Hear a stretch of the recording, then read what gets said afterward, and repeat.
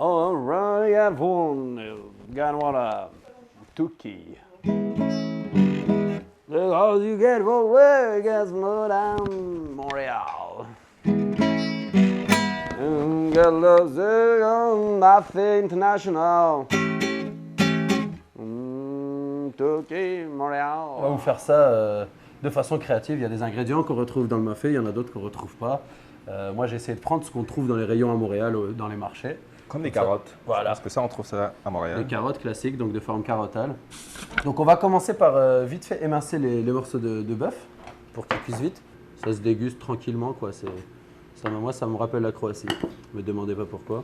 Si on ne prétend pas à de la gastronomie de forme, c'est le goût qui est important. Donc vous voyez, comme on émince le persil en tout petits boutis, comme ça, c'est pas mimi, tout ça. Puis de l'ail, donc 2-3 quartiers, pas besoin de foutre toute une gousse. À moins que vous n'alliez pas au bureau pendant une semaine après.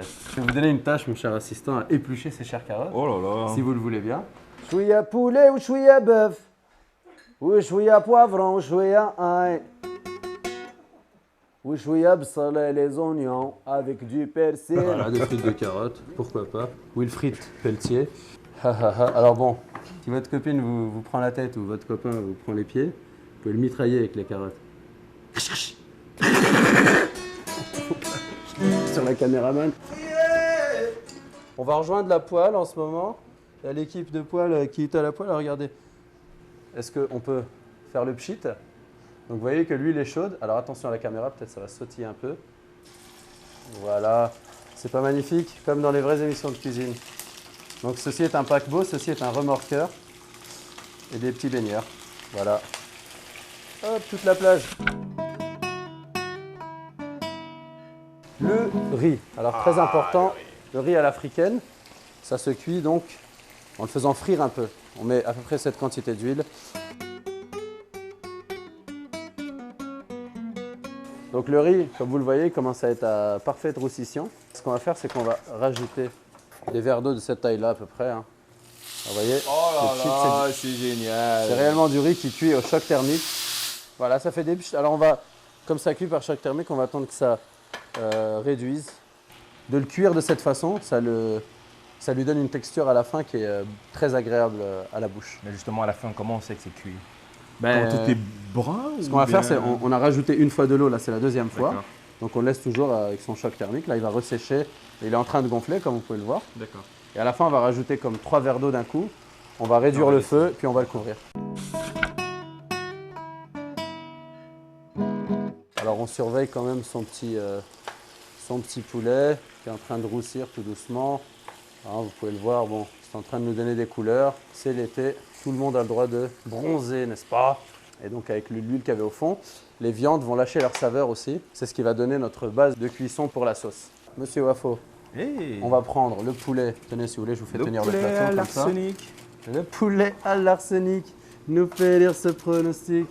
Que mangeront les crocodiles à la main sur le bord du Nil. Et donc ce qu'on va pouvoir faire juste avant de le mettre au four, ce petit morceau de poulet tout mimi, tout plein comme on dit. Ah, parce qu'après, on va le mettre au four, en fait. Donc, Alors moi, j'ai une petite méthode comme ça. d'accord, je Consiste, comprends. on peut reprendre juste un peu d'oignon, hein, l'écraser comme ça un peu dans les mains. Ah, moi, écrasé, Puis j'aime le ça. saupoudrouiller un peu sur le poulet. Vous voyez, c'est quand même toujours joli. Voilà.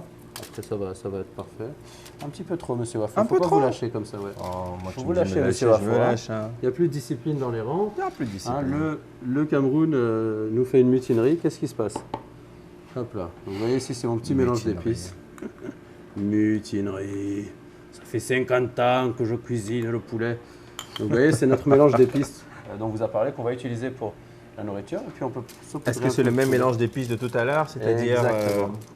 Curry vraiment d'origine curienne, du paprika de papriki, des herbes de Provence, bon ça on peut en trouver partout. Et c'est, on le rappelle hein, pour les Sénégalais, pas de blasphème, pas de piratage, c'est d'aspiration mafé. Voilà, de la cuisine créative. Comme ça on se fait pas tabasser à la sortie. Donc si vous voulez, monsieur Wafo, précipiter la chute du régime oignon Oh dans la là là, sauce. moi j'aime ça, précipiter les Voilà, régimes. allez-y. Ah, j'y Alors, vais? Voilà, destituer les personnes en place. Alors, on fait tomber les oignons. On ne vous condamnera à rien si une carotte ou une patate douce tombe, vous savez. Ici, c'est la paix. C'est le bordel. Ok. Tout à fait normal. C'est l'Afrique.